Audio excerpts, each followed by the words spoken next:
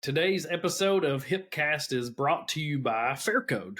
Are you looking to maximize your hospital's revenue and streamline patient documentation? Introducing FairCode, your trusted partner in DRG reimbursement optimization. FairCode's 100% board-certified physicians collaborate seamlessly with your coding, CDI, and medical teams to conduct lightning-fast chart reviews, pre-bill and post-discharge, to ensure accurate reimbursement. Only 10 to 15% of the chart's FairCode reviews requires changes, yet their recommendations result in a significant boost to a health system's cash flow. Are you worried about risk? Try FairCode's 13-week trial. If they can't pay for their services, they'll keep reviewing charts until they do. And by the way, historically, FairCode's 13-week trial leads to an ongoing partnership with a remarkable 3-to-1 hard dollar ROI. Don't miss out on the opportunity to enhance your reimbursements. For more information about FairCode and how you can experience the maximum in healthcare revenue optimization, contact Steve Hansen at 615-600-2166. Well, today we have the pleasure of talking with Ms. Borth. Thank you so much, Kristen, for being here with us today. We're going to talk a little bit about social determinants of health, which is near and dear to my heart. Talk about some policy around that and some efforts that are happening. We'll talk about 21st Century Cures Act. And of course, one of our favorite things to do is to find out about your health information journey. So before we get started, I'm going to read Kristen's bio. Ms. Borth is a health information and informatics professional with 10 years of experience in consulting in acute and ambulatory services. While transitioning from private and to the public sector, she has always stayed in the realm of health information management and in health informatics. This has helped to broaden her foundational knowledge regarding the crossover and similarities in both arenas. Kristen has a bachelor's degree and a graduate degree from Loma Linda University in health information and informatics. She has 3 children, 2 boys and a girl, a Great Dane and a Corgi, a cat, and a wonderfully supportive husband to help her life outside of work stay fun and busy. She loves to bake and to cook.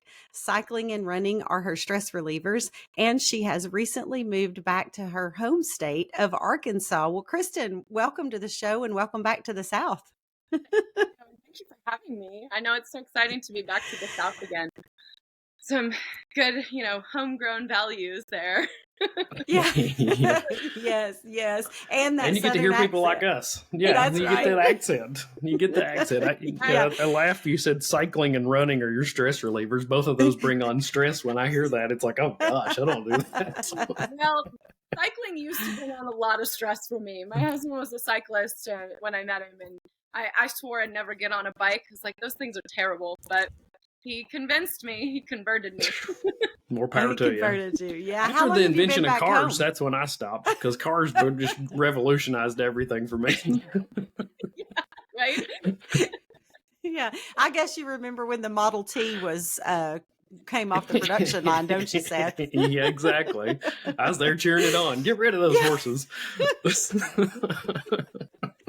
Kristen, how long have you been back? Yeah. How long have you been back? Almost 2 years, and it's been an incredibly full 2 years. My son started school. My oldest is 7, started school, and we bought a house, and then we bought another house, investment property, which turned out to be a money pit. But you live in and so it's been just an adventure from the get-go. Very good. Yeah. Well, tell us about the adventure that got you into health information. We've started this with several of our guests, and it's been fascinating to see the similarities, but it's also been fascinating to learn how folks transitioned from high school into college and going, what is health information again? And then all of a sudden we're talking to these incredible professionals that have this amazing career, and it's like we all kind of just sort of fell into this thing. So tell us about your HI journey. Well, you said it. I just fell into it. It was quite literally a fall into. I started out as a CNA for a nursing home in Northwest Arkansas. And, I was 17, didn't really know what I was doing, and knew I was getting ready to go to college, but didn't know where. And, just kind of planning out where I was going, and decided to go to Southern California for school. So, decided I would take my CNA over there. Didn't do that, but would get to, work as a CNA when I got home, and didn't realize how much, you're on the more clinical side as a CNA, but how much of the HI work you're really in when you're doing stuff in a nursing home. Then I moved to Idaho for a little bit and became a ward clerk and worked, through that, and realized very quickly when I started applying to school that, I had a lot of skills that were on the more administrative side. And so I applied to 2 programs at Loma Linda. One was the health administration and one was the health information management. And I got accepted into both, which was fabulous. And I was like, okay, which one do I want? So I was really, back and forth. And then I decided that I was going to go into health administration. But instead of sending back my health administration acceptance and, saying I'd want to move forward, I sent back the health information management one. Yeah. Wow. I know. That speaks volumes for how organized I was, That's amazing. 10 plus years Lucky ago. us. And so I got in, and honestly, I don't know how.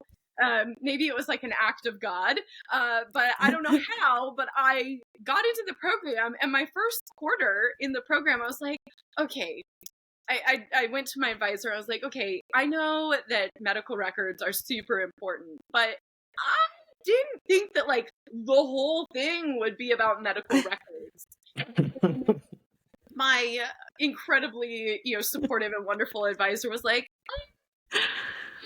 oh my goodness. Like, had to redirect me. And then when she told me, I was like, oh, no, I didn't want to go into this. I wanted to go into the other one. She convinced me to wait till the end of the quarter. And honestly, by the end of the quarter, I was hooked. I loved the diversity of the roles and the jobs that were available. I loved my professors. They were amazing and super supportive. I was not so jazzed about my clinicals as I started to get into them, and like the quality of person that I'm working with and not sure about. But it all started sticking. And so by the end of that first quarter, which is only like 15 weeks, I was like, okay, this is it. This is where I'm going. And then I convinced my brother that it was an incredible profession as well. And so the next year he started, which is oh wow. Oh really? Wow. You're an advocate straight away, huh? Yeah, I didn't know. Still like finally realizing what profession I'd actually chosen, which again speaks volumes for how organized I was back then. Oh my goodness. Okay, this definitely has to be the top of the funniest stories that we've heard on an HI journey. Absolutely so. Oh my goodness gracious. That is, if you're only listening to the podcast and you're not watching on YouTube, you have missed the shock on the faces of Seth and myself when she told us how she ended up in this program. Oh my goodness. That is so crazy, but lucky us, right? Lucky health information profession, because we have a very accomplished, young, active, energetic person who started advocating to bring people into the profession even after her first term. I don't know how many I've evangelized. Well, and then my second quarter, which also, in itself is kind of funny because bless my teachers' hearts, they really were trying to hone me in and navigate where I should go. But my second quarter, we were talking about the different, the diverse careers you could take, roles, and the type of jobs that you could get within those. And I declared my second quarter, I think it was, I'm going to be in consulting. And they all, for the next year and plus, we're like, well, yeah, you could go into consulting, but you need to get some experience first. You need to, jump into a job. And I just ignored them. And for graduation, I got picked up by Debbie Primo, which was amazing. Because, what a blessing to find someone who's willing to mentor me in consulting. Yes. I wanted to do so badly. And so that's really, I fell into both. I fell into both sections. That is so great. Wow. Listen, if I ever fall again, I hope I fall as well as you do. Thank you. I was confusing. The first fall was pretty rough. That's great. We have a colleague that just came to work with you all at the first of the year. Lori from Mississippi. Yeah. She just started with you all, so that's exciting. Yeah. Very good. Well, let's move into some of the discussion. So, social determinants of health is what I do every day in my life, is social determinants of health data and needs and transacting those things. And so, could you talk a little bit about social determinants first? I know that you're very passionate about social determinants of health and just in general, but let's talk about social determinants of health from a health information professional's perspective and opportunities. And then any maybe policy or efforts that you're familiar with or that you just want to talk about that you think is important for us to hear today. Yeah. Just like you, I've been passionate about social determinants of health for goodness. Well, it started in 2017 and was working consulting for the state of California. And throughout this time of consulting for the state of California, I was running their Cal MediConnect program. And that's really where Medi-Cal and Medicare meet and come together and how they intersect. And as I was running that, I realized that there were a lot of people that were falling outside of these buckets of help and really they this sounds terrible, but they were using resources that they didn't technically need from the hospital. They needed them from other entities that could provide them. So I was seeing a lot of wasted resources and revenue that health facilities were just having to absorb because there was really no communication between, organizations that could help, community-based organizations. And so as I was watching that, me and a nurse that was consulting with me on my team started talking, and she also had a passion for social determinants of health. And we decided we were going to present to the State of California Health Information Association at their annual conference. And we did that. And I had more people tell me, I'm just not sure this is a thing for health information professionals. And oh gosh, my takeaway from that in 2018, even to today, so 5 years later is, more, we're now in 24, but 5 years later really is, we have got to be leaders. If we keep giving away these jobs that we would be excellent at, our profession is going to shrink smaller and smaller and smaller, and we are going to have fewer jobs offered to us and fewer options for new professionals to come into, for diverse thinking and how we can really support clinicians in what we do. And that's really the effort. And so I get very frustrated and incredibly passionate about the fact that we keep giving away our jobs to, social services and to, patient registration. Don't even get me started on that. Oh yeah. Why are we giving it to them? And why we're not stepping up and saying, hey, I'll run, a patient navigator program. And it'll take a little bit more effort. And I realize I'm saying this as someone who is not in a health facility, day in and day out, watching the amount of work and the amount of pressure that's put on them. But if we don't have that energy to keep expanding what we're offering, we're going to shrink our profession to nothing. Yeah. And it's not fair. It's not fair to the new generation that's coming in. I was at a HIMA conference this year, and I was in one meeting, and they said that the average age of an HI professional is 56. 56. That's terrible. Really? Yeah. And wow. That's 10 years away from retirement. There's all this stuff that's factoring into that, and it frustrates me, and it gives me this anxiety because I want to get out there and I want to start doing things, and I know that there are other professionals in the industry that want that too.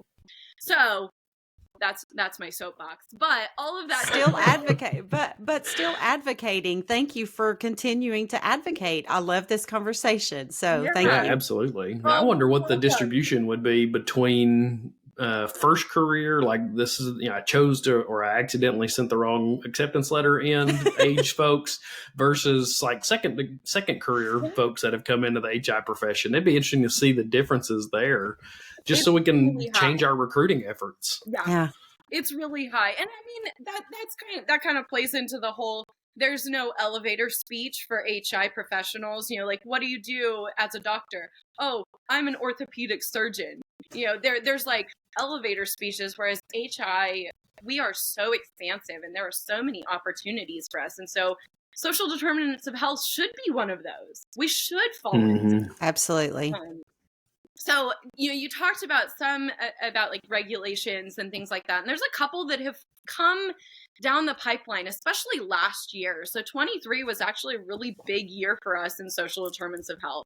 Yeah. Joint Commission brought out their standard for in the leadership division of their standards for reducing healthcare disparities. And I mean, you can look that up. It's the standard is LD 040308. There are 6 different elements of performance in there and the notes to help guide you through those. But really the basis of it is that Joint Commission now says this is really important, and it's so important that we're going to put it on your leadership, not on your record management, not on, just thrown into another section. We're making your leadership available to you to help get this going. And with that, I feel like there's a lot of points about it that are very standard, but they fit so beautifully into the HI role that if an HI professional is not standing up and saying, I can do all of those things, like just put that in my duties, we'll work through what I need or through the resources, they're going to give it to somebody else. And I think it's such the other duties as assigned. Exactly. Yeah. And then, CMS did push out last year. They pushed out their new measures that are coming out. And the measures to me are just really very creatively named. We've got SDOH 1, SDOH 2, right? Very creative. I'm not sure anybody will remember them. But first, with SDOH 1, they're really wanting to know how many people did you screen, which is a really easy measure to look at, especially if you have some kind of intake form where you're just looking at how things are going at home, period. And you can measure, anything. There are so many caveats into the SDOH pile that you've got like little buckets that you could choose and just choose one and measure that. And then SDOH 2 is really about, how many patients did you find within those that you screened that needed help? It doesn't mean you have to do it. It doesn't mean you have to actually tackle going in and saying, hey, this is what we screened, this is how many we had, and then this is what we did. That's coming down the pipeline, though. So we've got to be prepared for it. So those are the very good. I would really say focus on. Interesting. Well, I kind of like to do a follow-up on the Joint Commission discussion, just a question. And you may not be familiar with this. I'm not. And I may not even be using the correct acronym. I think it's DMV, but I know that's the Department of Motor Vehicles. But is the DMV being a competitor to the Joint Commission? Is that the right acronym? It's DMV, right? So I've been out of the hospital world for a long time. But are they also requiring this? Do you know if they're requiring these to be credentialed or certified as a part of their organizations? So I did do a search when I was putting together my whole presentation. My whole presentation is called Focus Forward. And I could not find anything from DNV on that. They didn't put out anything. Now, they're a really cool accreditation company. I think they're really, really interesting. But I have found that they just seem to be a little bit behind Joint Commission. And I feel like sometimes, I could be wrong in my feelings, but I feel like sometimes Joint Commission is just a little bit ahead of what CMS is doing, and then D&B is just a little bit behind what Joint Commission and CMS are doing. And that's not me critiquing them, just that's kind of where they're And it's DNV. DMV drives you to medication needs. Perfect. That's very helpful. When I try to remember them, I'm always at DMV. I'm like, DMV, no, got vehicles. Oh, that's terrible. Oh my goodness. You want to talk a little bit about the HOPE initiative or any of your favorite things from NYP or UCLA Health? Yeah. So, okay. If you haven't gotten the chance, I recommend everybody look up the HOPE Institution or HOPE Initiative. Sorry. HOPE Initiative. It is a fascinating website. You can go in and type in your zip code and it pulls up all kinds of data for you. And that data is mind-boggling. I mean, you can pull up what it costs for healthcare. You can pull up what kind of, your zip code is offering in terms of like for, different races, a breakdown, poverty level, I believe, like, varying healthcare wise. They've got a plethora of, resources on there. It's a fascinating website. I present on that and actually show clips in my presentation. So I was doing one in New Jersey and I showed clips of where we were, of what their breakout was. And I mean, the awe on most people's faces in the presentation was like, oh, I didn't realize we had these resources available to us. Wow. Similar though to that thread is that the Family Practice Association, Physicians of Family Practice Association, also has one too, and you can see what resources for social determinants of health are available as well within. Interesting. So they're both really great resources. Is that the family practice? Is that in a particular area? No, what they did, well, it's in their resource section, but it's on their association website, and you can. I don't have it off the top of my head, but you can Google it. That's okay. And then, it's like I know what I'm going to do this afternoon is going to go check these out. I'm looking at HOPE Initiative this afternoon for sure. Yeah. They're really cool. They are really cool. And so I think that they're, very helpful. If you're an organization, a healthcare facility, big or small, even a provider who's on his own could get ideas on how to help serve their community and push their community members to the right resources and not have to absorb all of that. Given 15 minutes a visit, and in those 15 minutes, now you need to like tack on all this social determinants of health stuff, and that's just not plausible. That's not going to happen. Mm-hmm. So with that, we've seen other institutions do this. Now they are major institutions. My favorite is probably New York Presbyterian, but in your local area, you could see them too.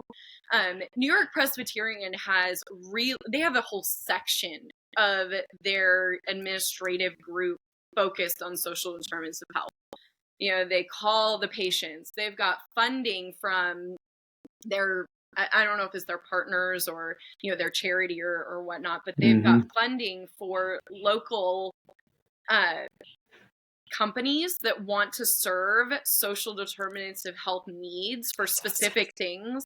So they assess their community and said, oh, we have a lack in, job placement or, helping place people in jobs, get them jobs. And so they've got up to $300,000 for these people to start businesses that are focused on these social determinants of health areas. That's awesome. Wow. It is awesome. And so if we can focus, in on that, that's fantastic. But if not, you could at least start somewhere small. And that I think is the goal, is just start somewhere. It sounds like a great program. I mean, like I say, I'm going to spend the afternoon researching it and seeing what's in my area because it's pretty fascinating. But from an IT perspective, I hear all this and I'm going, God, it sounds like more work. It sounds like a lot of information and it sounds like a lot of information sharing. So how does that play into the 21st Century Cures Act? That'll be the interesting part. I am not sure how that's all going to play into the 21st Century Cures Act. We've got a lot of a lot of gaps right now with 21st Century Cures Act. Our IT vendors have really got to catch up. And I mean that as, and this is not a plug for any of them, but Epic has done a really good job at starting to expand its offerings to encompass them all into their medical record, right? You know, that health system.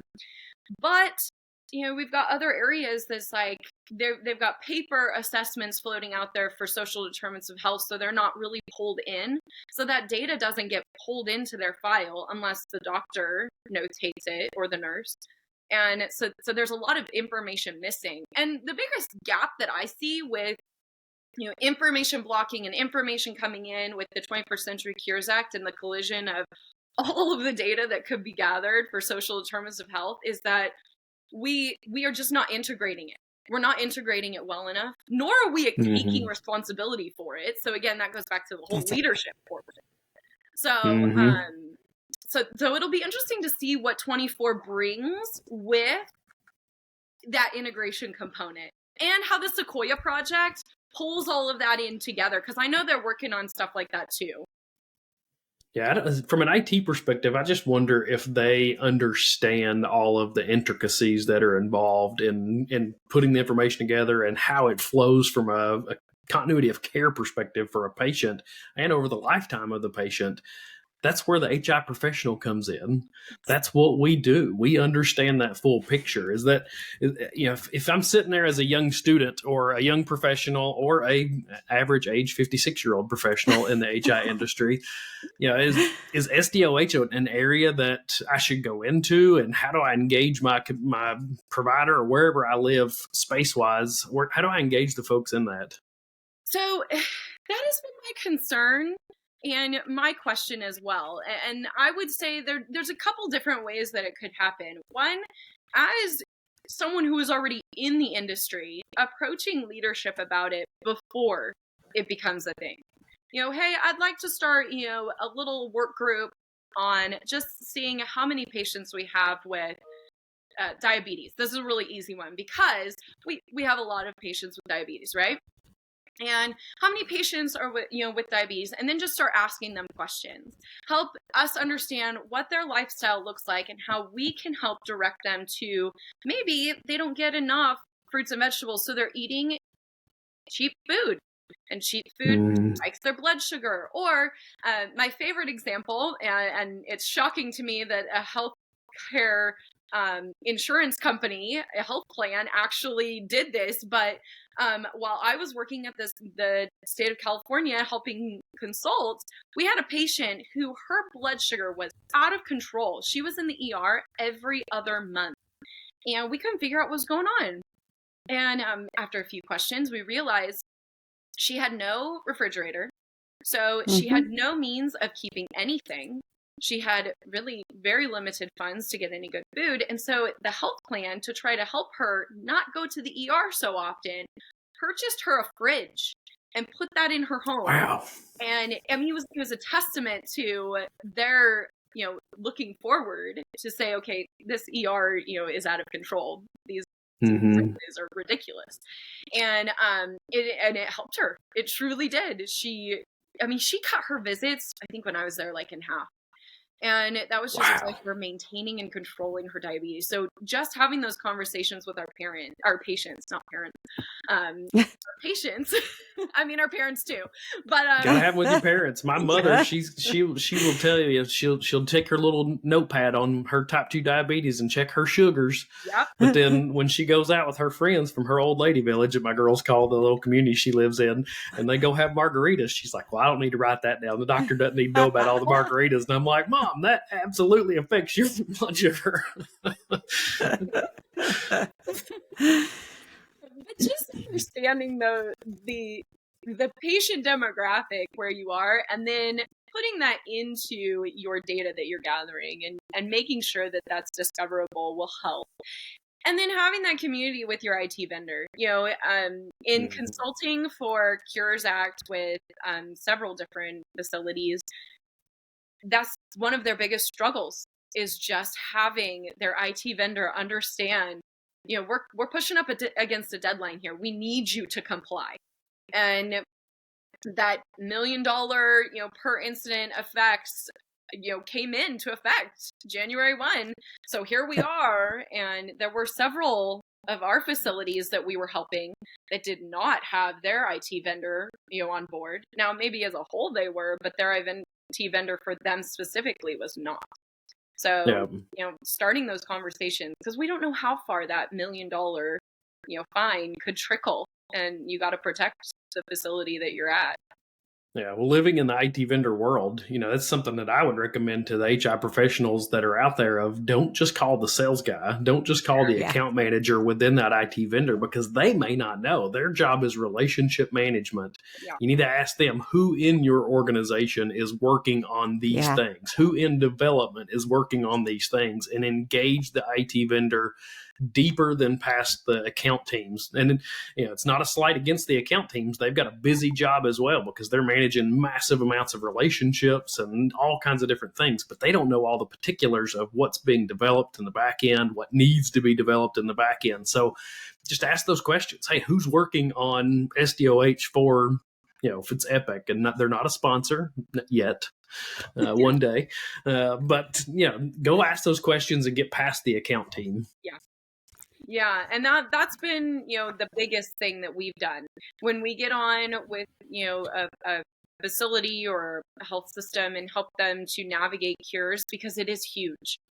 Cures is massive, and it's not from just the initial look at it massive, but then when you look at all of the policies and procedures that have to be updated, all of the team members that have to be brought in to make sure that you're in compliance across the board, checking with your vendors. And it's not just your IT vendors. Sometimes it's release of information vendors, and making sure that you are covered, because it's going to come back to you eventually. So, yeah, for sure. You talked about the opportunity with the diabetic patient and the example of the person who didn't have a refrigerator. And so one of the things that for these screenings, you talked about CMS and Joint Commission and NCQA for MIPS or for HEDIS, and then MIPS also. These questions have to be asked, but you have to use an evidence-based tool. There's only 8 or 9 of those out there that are accepted, or at least the last time I looked, that's how many there were. One of the things that you pointed out is that we're asking the question, and then of the ones that what NCQA calls a positive finding, I'll just say reported having a need. How many of those got referred to us? Like, how many of those did you refer to a service would be the next thing, but you're not required to actually close that or fill that need. But also, I just wanted to think about the governance around that for just a minute, because you think about those evidence-based tools, and I don't know how familiar you are with all of those or any of those, but they kind of stop short for some of this. So I like your example of not having a refrigerator. So if a person is homeless, that question, the questions asked, on all those evidence-based tools, if you're homeless, they ask it one way or another, but they stop there. They don't ask if it is sheltered or unsheltered. Yep. Well, in discharge planning for a person's care, it makes a huge difference if they're sheltered or unsheltered, because if they're not sheltered, they're going home where they don't have a refrigerator and they can't keep insulin cold. So you're going to have to give them an oral medication to manage their insulin. Yep. If they're sheltered, you're going to have to find out, do they have access, a safe place to keep their insulin where it's safe, guarded from anybody else that's in, you know what I mean? So it's so important to understand in discharge planning. So it's so much about care management. And so what do you think about, I guess the question that came to my mind when you were talking about that was, we're stopping short because we're just collecting data right now, which, we don't have the data, so we don't know what we don't know. Okay, I give them that. But what about the tools that we're required to use that are not as specific as the coding system of ICD-10 is? Yeah. And when do those evidence-based tools, like we have to require that those, as an industry, we have to require that those get updated to correlate or coincide with updates in codes? Like, what are your thoughts on that?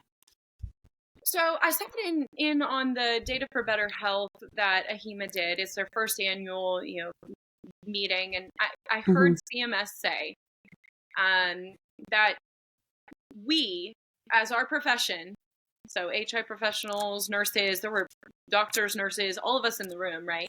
But we, as our profession in healthcare, have to start pushing forward and documenting so that they can be coded, so that then they can start to see which codes need to, one, get paid, and two, which codes need to be, zoned in on a little bit more to show more specificity, because we're really the ones that direct that.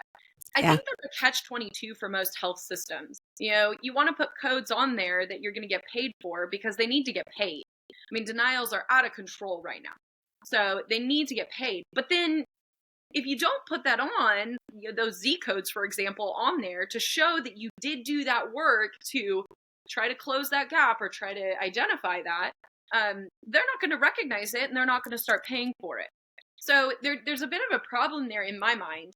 And I'm not sure if that completely answers the question, but what I keep hearing from the industry as a whole is just that we've got to do better at documenting what we actually need so that we are able to really clearly define those, and our profession can then move forward with creating like a job description around what you would do with the social determinants of health emphasis. How that's would good. you have that? What would you do with that? I mean, right now there's no place for us. The doctors, the nurses, and social services has taken over at this point. And it's probably because they are clinicians, they're there, but this is not something in my mind that they should necessarily be doing. They can be asking questions, but when we get to the background of doing the research on it and understanding, and then just closing that gap and having someone to refer them. This is another soapbox for me, is that we can have all of the things we want in our record, and we've collected all the data. But at the end of the day, if your patient is leaving your facility and they don't have a plan of where to go if they're food insecure, they don't have a shelter or a list of shelters that they can go to, you've just collected a bunch of data to have a bunch of data. And so we've got to somehow connect our health facilities with our community-based organizations. And then in the end, close that gap by saying, we referred them to, the Presbyterian church down the road that's got, a food kitchen. And then they see, okay, the patient showed up and got services there. And so they have closed that gap and connected that data to show the efficiency and the effectiveness of that. So we've got a ton of work to do, in my mind. We do. That's very good. And maybe one other consideration or thought to add as we close. One that you pointed out, once you identify a need, if you're sending folks home without a service in place, then we're really kind of failing the patient. And that is a deterrent to collecting that information to start with. Yes. So you have to really, I understand there's a balance of where is there a liability there if I collect this information and I'm not able to do anything about it. So that's fascinating conversation. Thank you, Kristen, so much for joining us. We appreciate it. Keep on advocating and bringing in. Can you just go ahead and start working on changing the average age of the existing AHIMA professional to somebody younger than close to my age? We need some new blood in here. Okay. But we appreciate you joining us. It's been a fascinating conversation. Thank you so much, Seth. Yep, and we want to thank today's sponsor, which is FairCode. Are you looking to maximize your hospital's revenue and streamline patient documentation? Introducing FairCode, your trusted partner in DRG reimbursement optimization. FairCode's 100% board-certified physicians collaborate seamlessly with your coding, CDI, and medical teams to conduct lightning-fast chart reviews pre-bill and post-discharge to ensure accurate reimbursement. Only 10 to 15% of the charts FairCode reviews requires changes, yet their recommendations result in a significant boost to a health system's cash flow. Are you worried about risk? Try FairCode's 13-week trial. If they can't pay for their services, they'll keep reviewing charts until they do. And by the way, historically, FairCode's 13-week trial leads to ongoing partnership with a remarkable 3-to-1 hard dollar ROI. Don't miss out on the opportunity to enhance your reimbursements. For more information about FairCode and how you can experience the maximum in healthcare revenue optimization, contact Steve Hansen at 615-600-2100. 2166. Shannan, until next time, my friend. I'll see ya.